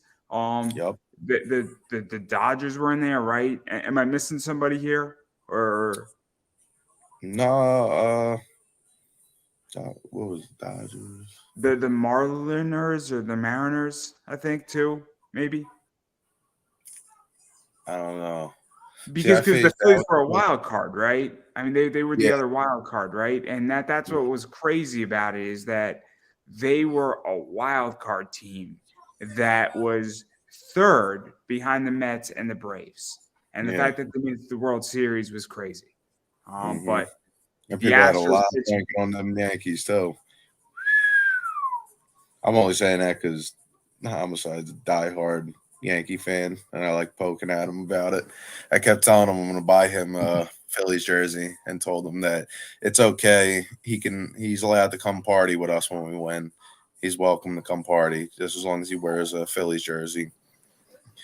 But boy, were we disappointed, because it would have been great to see that man in some type of Phillies at the parade, drunk, talking shit to people. It's whatever. It happens. It's unfortunate. I have plenty of people I know in Philly who are right. There's the good old Philadelphia saying, there's next year. It's all right, man. It's all right. You know what is the Mets were supposed to be that team this year. They were supposed to. And between DeGrom and Scherzer, and that was just a disaster. It's just a disaster. And the Mets have a lot of soul searching to do. But it's going to get interesting. But they got Diaz, the Mets, and DeGrom's going to Texas, I want to say. I have no idea. I don't even keep up with the Mets. I sell sports cards, so I need to know this. Everything with me, I know so much about everything, not for the right reasons. It's terrible. I mean, hey, I'm full of useless knowledge too. It's all good.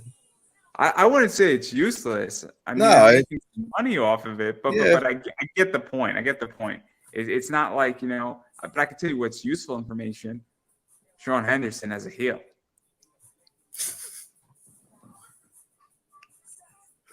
That is useful. That is very useful. I'm going to look for this now. I'm going to spend all night looking for this. I have a theory on Shaun Henderson, because Shaun always, he's the nicest human being walking God's green earth.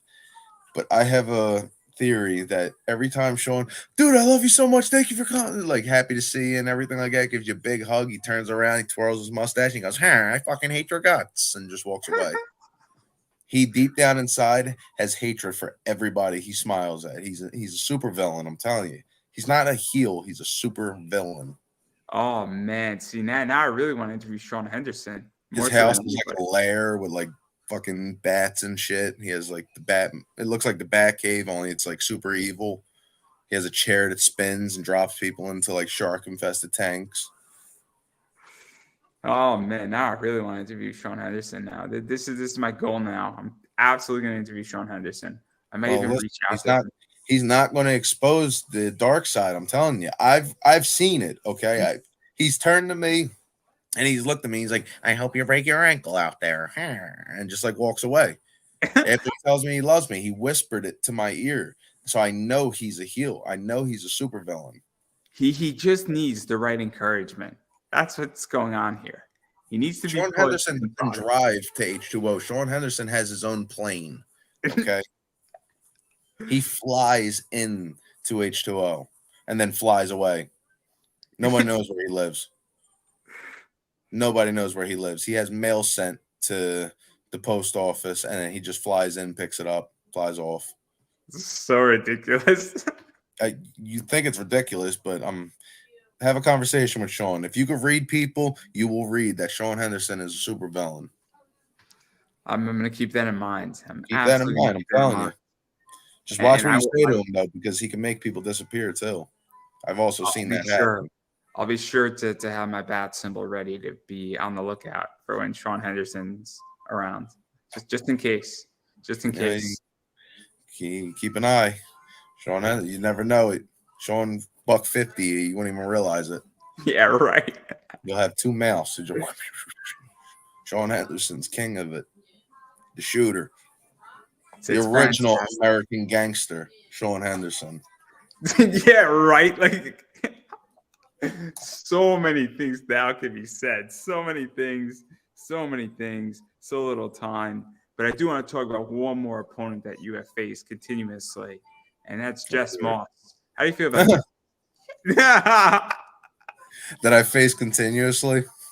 Are we talking about facing continuously in personal life or in the ring? However you want to take the question is up to you. I mean, I don't know. How do I feel about it? There's no words. I can't really put words together. I love her to death. You could have plead the fifth. That's true. That's also true. Plead the fifth.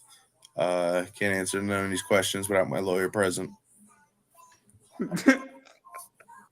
Save me before she comes running in here and chokes me.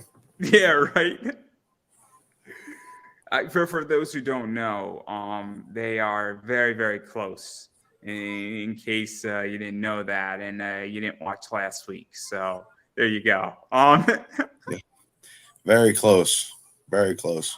We're so close that there is a clone of the both of us, and that clone we like to call Sydney. Yes, we are. I find it pretty funny that people have actually asked this because like at first I started thinking, I'm like, wait, do people really think like this is a gimmick? Like we're not really. I asked last week off air, and I'll explain why. So I don't know if you know who Jamie Senegal is, and I love Jamie. She's great. But Jamie was not in a relationship with Alex Ocean, but they were pretending to be as part of a gimmick. And so I didn't know. And so sometimes in wrestling, people play off a gimmick and you don't know if they're in a relationship or they're not. And it's a very complicated thing. So I'm going to politely ask somebody because I don't know sometimes if it's real or if it's fake. And I would rather privately ask than make an assumption that could be insulting. So yeah, no, I understand. I hear you. I just figured with the way things are now and people having access to social media and everything like that, nothing's hidden anymore. Everybody knows who's with who. And I feel like especially in wrestling, it's more common for two wrestlers to be together. How many wrestlers out there are married with each other? How many have kids with each other? It's an endless. I mean, for me, I come from an old school position where I ask questions privately just to not. You're good. And so I would rather ask a question and say, "Hey, I don't mean to be insulting, but just making sure because I don't want to make a statement that somebody gets all pissed off about because it's happened to me where I made a statement ignorantly and then somebody's fucking taking off my head." So I act appropriately and look, people have done it publicly to me too. And it's the same thing that I have things and I'd rather somebody ask a question in a more private setting than a public one. because if you ask me a question publicly and I'm wrong, it doesn't end well for me. So that's why people ask more privately, because they just don't want to be an asshole. Yeah, makes sense. But that's just me. But obviously, I was just joking around. Where obviously, I know the two of you are very close. that you have a kid together. Yes. But yeah, so that's fascinating, and obviously, she may or may not be looking at you when I ask that question. So if you don't show up to work tomorrow, we know the reason why. You hear that? You can't do nothing to me. I'm setting up justice for you. Is all I'm doing in this question. You're good. You're good. You're good. But I do want to talk about a few more things. Sure. Nothing to do with Jimmy Lloyd here. He's not coming in, I promise. I did not reach out to him. I don't want him wandering in and out. I really don't. I don't think I can handle it. Hey, okay. He'd have the phone like pressed against his face. He wouldn't even be on a computer. He'd be sitting there like, yeah, that's cool. But I actually am curious how you view the state of wrestling, because, and I know I asked you this question last time, but I'm curious if you know how you still view it now, because to me, wrestling is constantly evolving, and we've gone through the COVID era, but I don't know how much we've gone out of the COVID era, and I'm coming back into wrestling after taking about a 6-month break, and now coming back into it, I'm about 6 weeks in. And so I've noticed a bunch of stuff, but how do you feel that it has evolved? Because we're not in the COVID era anymore, but we're also not out of the COVID era, if that makes any sense. I feel like we're in a hybrid, weird place in wrestling, I feel right now. Yeah, I mean, it's still like, I feel like with like the streaming and everything like that kind of like hurts the whole aspect of going physically. Like for the people who are like close to wherever a show's going to be, knowing that, oh, hey, if I just spend $10 a month, like I can watch it for free live at home. Like in a way, like it kind of made people a little more lazy in some way, shape, or form. But I feel like at the same time, it like also gave the people who were scared to get sick an option. Like, hey, you can go and wear a mask, go for it. Like, just come out. It's a lot funner when you're there in person than sitting at home, because you have more distractions at home. Like for instance, like I said, I didn't watch the Casey and Mickey match. Distraction. I was distracted by something else. If I was there, I would have been glued to it. Well, I would have been terrified if I was there. I could tell you that. I would have politely gone to the back, put my back against the wall, and just said, I'm staying out of your way.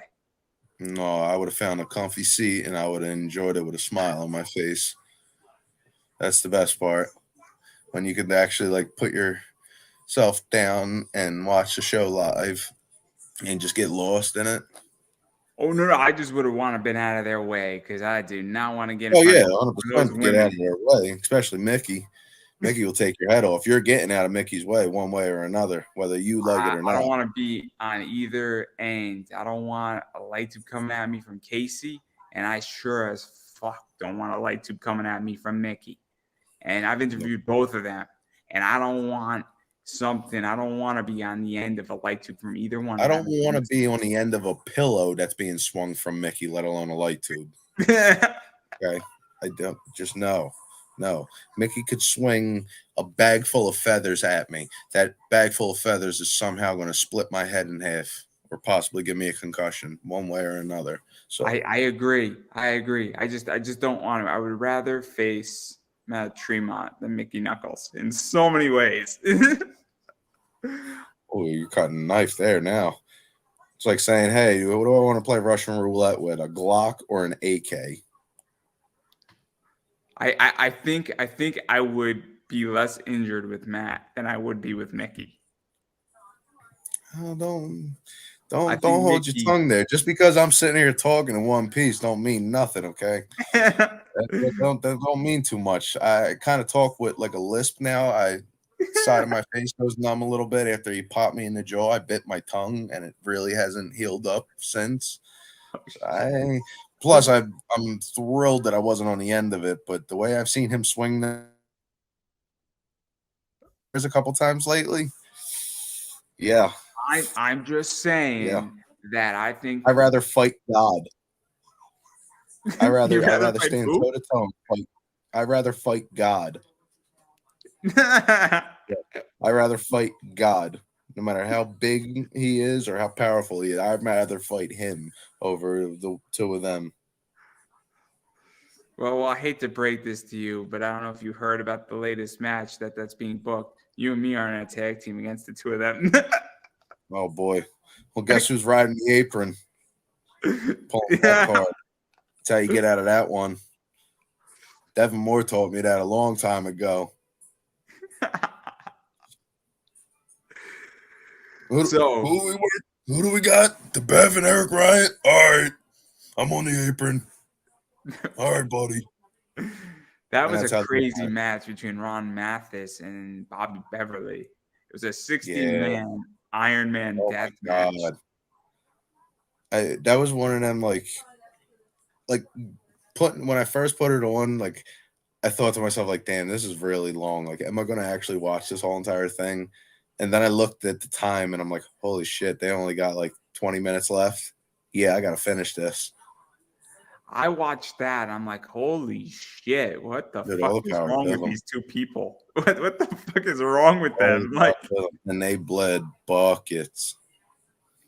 To do this, it takes a special breed. I don't want to like sound insulting and say, oh, you just got to be a little loose up here, but there's a saying with I'm an investor and I'm a very interesting investor. I'm what is known as a contrary investor, and I understand what you're saying completely. Where for me, when there's a fire in a company, I run into those companies and I've been rewarded very nicely for it. And it takes somebody who is a very special investor to be able to do that and have balls and the wherewithal to withstand it, because I get rewarded for it. But people think I'm crazy. And I say, you are not like this breed. And I'm not saying I'm a deathmatch wrestler. It's not the same, because I don't want to do that type of wrestling if I was ever to enter a ring. No, but I get what you mean by like what you're saying. It's just it takes a certain, not everybody can do it. Like no matter what, not everybody is willing to invest in a company like you said and turn it around. Not everybody's willing to stand there and get beat with sharp objects and bleed everywhere.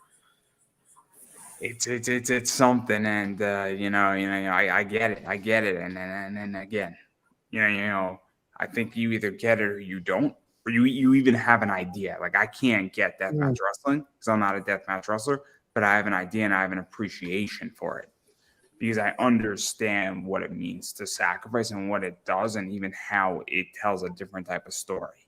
And look, I mean, there are people who have serious injuries because of this shit. It's shit that we carry with us forever. It's the things that we're willing to do. Like we're willing to just like, yeah, you know what? That scar, like for instance, Matt has a scar right here.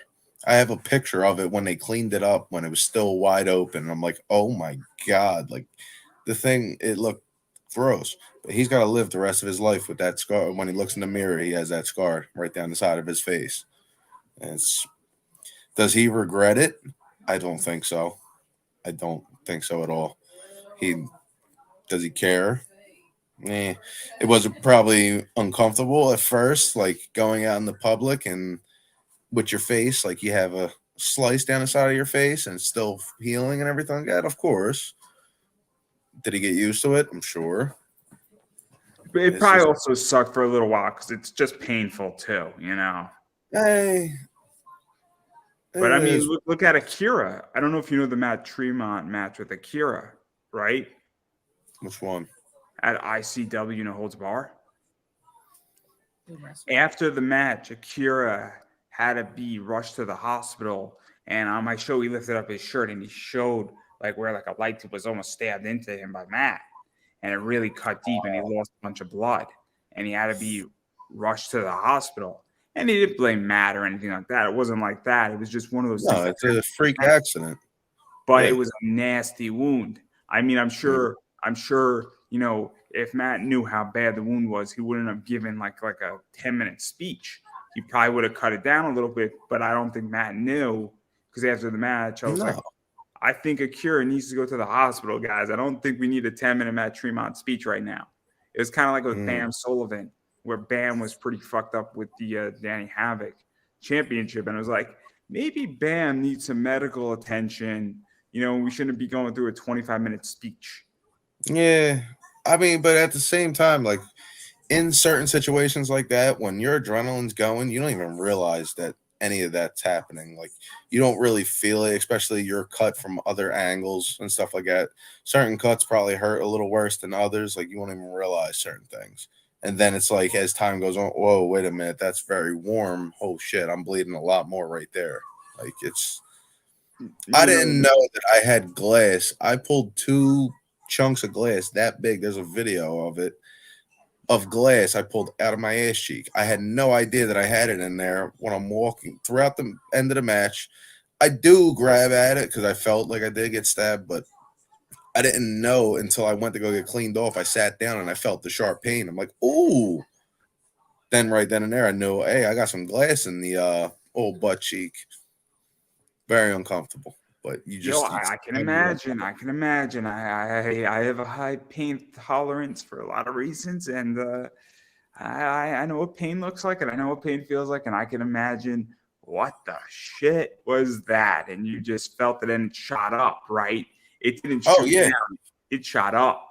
Bro, I had to deal with it because I never went to go get stitches. I'm laying on the ground, and I have 2 people, one person spreading my ass cheeks, the other one's gluing the hole shut, but the hole was very like awkwardly shaped that it was just like it was somewhat in the spot that it was in. It was kind of damn near impossible to stay glued. It was basically in a groove, so it bled. I bled probably for about a week and a half, 2 weeks, almost. Bled every single day. I had a pet, like I would get a gauze pad and tape it. And it felt, I walked around with a wedgie all day long. It was the worst thing.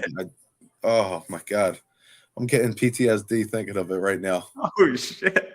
It was a nightmare. Dude, when you like just go, like I should have went and got stitches. But I'm not going to the hospital. Like I'll go to the hospital if anything else on me is cut. The fact that like it's where it was, I'm gonna go into the hospital. Yeah, I'm gonna need you guys to sew my butt cheek back together. Is it crucial? Was I bleeding out a whole super lot? Not really, but I'm still bleeding a lot. Like every time I went to change the pad was always soaked in blood, and I would change it at least like 2 or 3 times a day, coating it in friggin' Neosporin and peroxide. Oh, it was a nightmare. Every time you go to the bathroom, you got to get a shower right after to make sure it's thoroughly cleaned. It was a nightmare. I don't wish it on anyone, but that's crazy. That's crazy. Do I regret it? No, I don't regret it at all. For the simple fact that what I hit on Dale Patrick's looked pretty friggin' cool on camera. So Dale Patrick has had his raw ass shoved into glass too, so he probably knows exactly.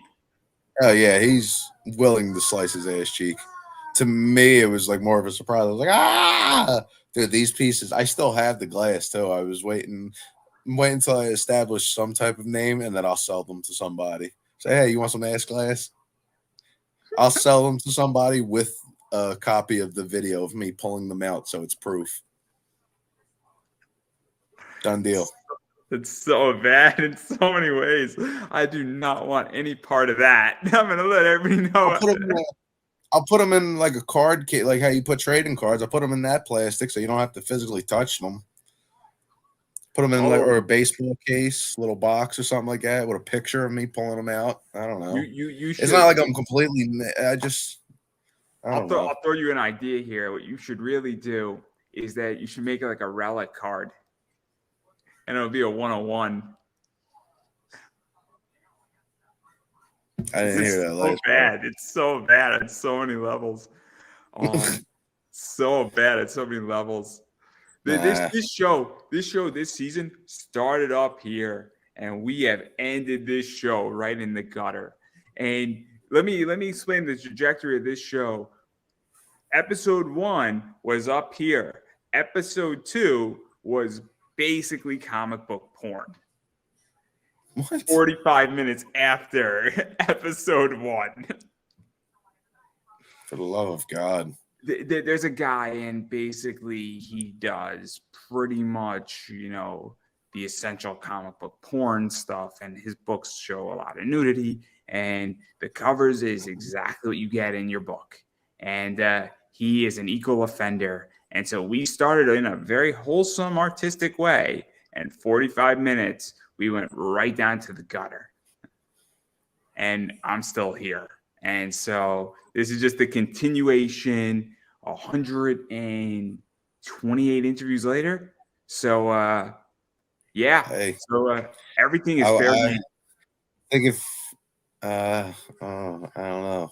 I ain't got the answers for it. I ain't got the answer for it. I can tell you this. I won't share any weird stuff as that, but I can share stories about people being sliced and mutilated.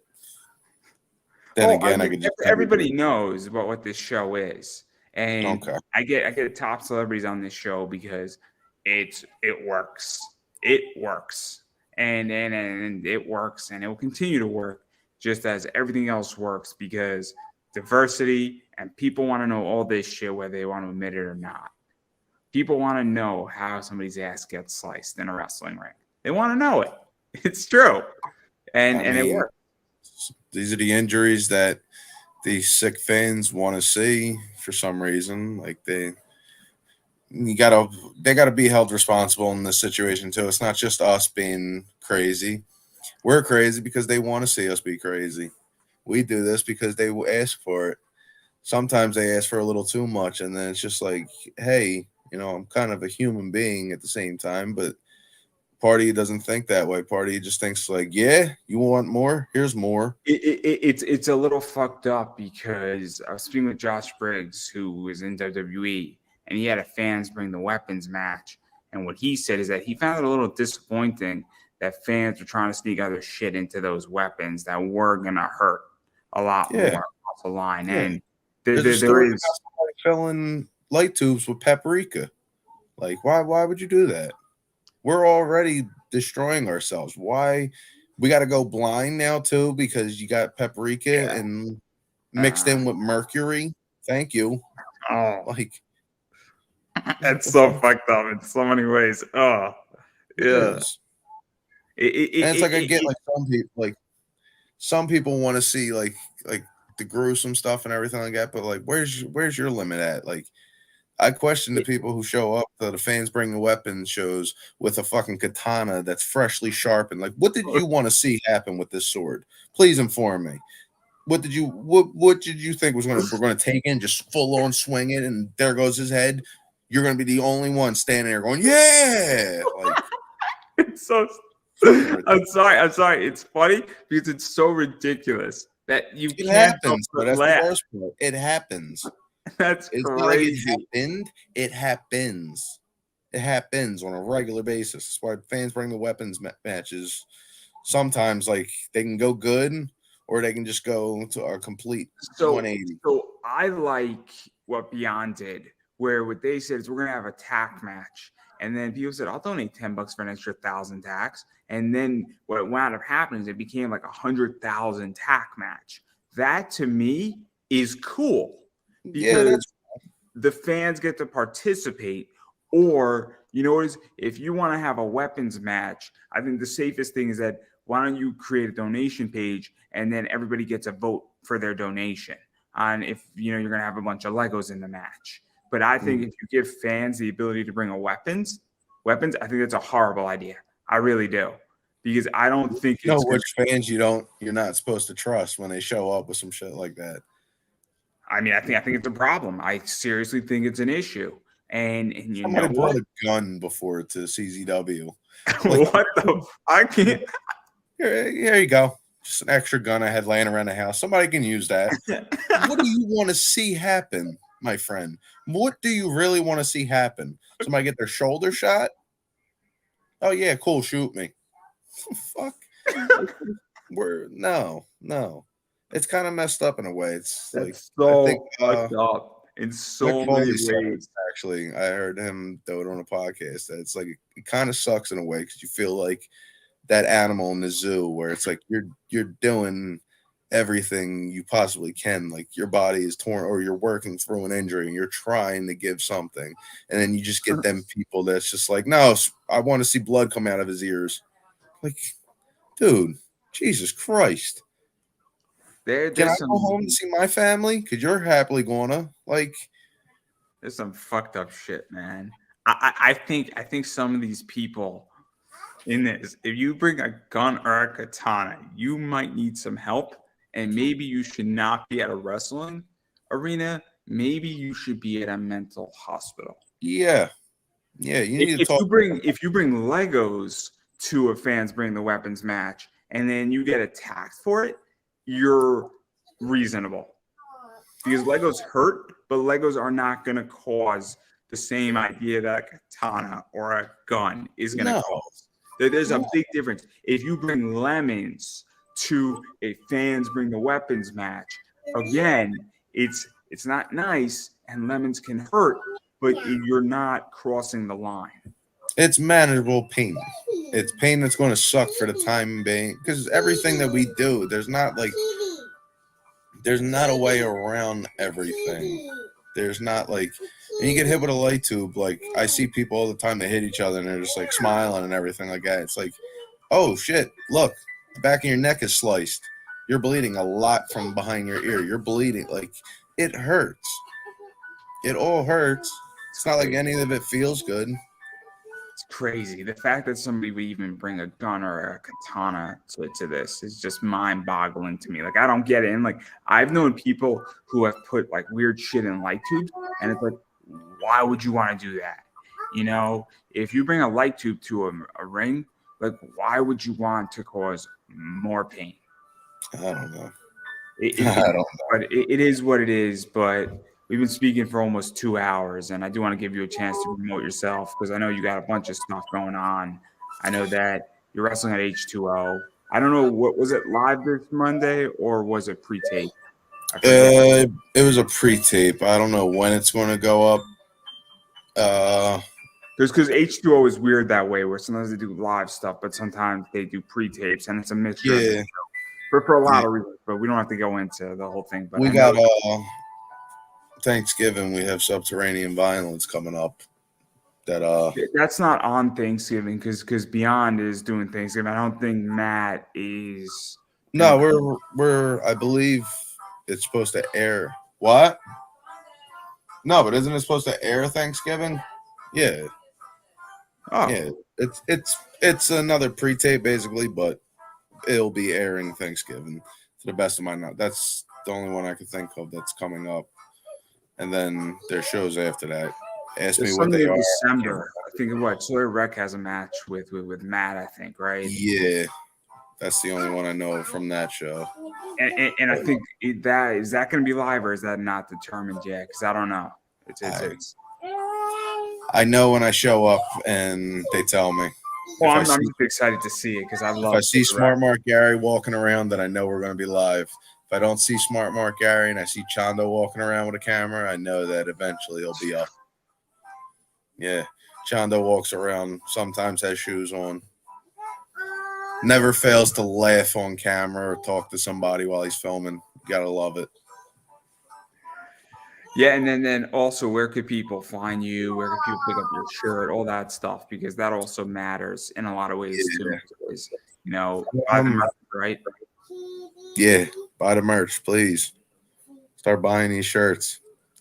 You can get it on Deathmatch Worldwide, I guess, / Deklan Grant, or just look under the D section for Deklan Grant. I have 2 shirts on there. I think I have Facebook. I'm not sure. I don't use it. Instagram mainly, and then Twitter. Grimy Bastard or Declan Grove, whatever one you find. And yeah, I know I promote myself very well. I tell you the truth, I drank this cup of coffee and I'm dead tired now. So you are getting miserable, ready to scream, Declan. Well, I'm not going to push you basically too at a much. 6 right now. This is before I get to the level when I walk through the curtain and I want to take somebody's face off. So, well, I'm glad I'm not on the other side. Yeah. That curtain. Believe me, I wouldn't last 2 seconds. I would just roll in the fetal position, suck my thumb in. So. Yeah, good luck. Good luck with that. I'll figure out a way to get to something. One And of then the best things with homicides classes was when somebody wants to curl up in a ball, like you just said, joint manipulation. Stick your finger in certain areas of their body. They'll move for you. They'll either move for you or they will scream like little girls. And there's nothing they can do in that situation. They will. I have my own methods to handle people, but my methods are not nice. So I'm a mean person in certain areas. I got no problem admitting that, but I have a hell of a wrist lock. I have a hell of a fish hook. I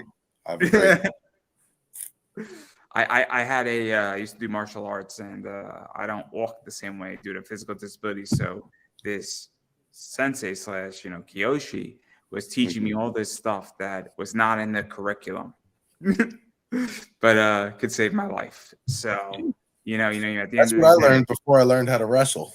That's the best part. That was training 101 with homicide, beginners class. Learn how to protect yourself before you learn how to get in there and actually perform and work with somebody. Like every hold he showed, he had 2 different demonstrations. He said, work, be a dick. Work, be a dick. Work, dick. That was how he demonstrated.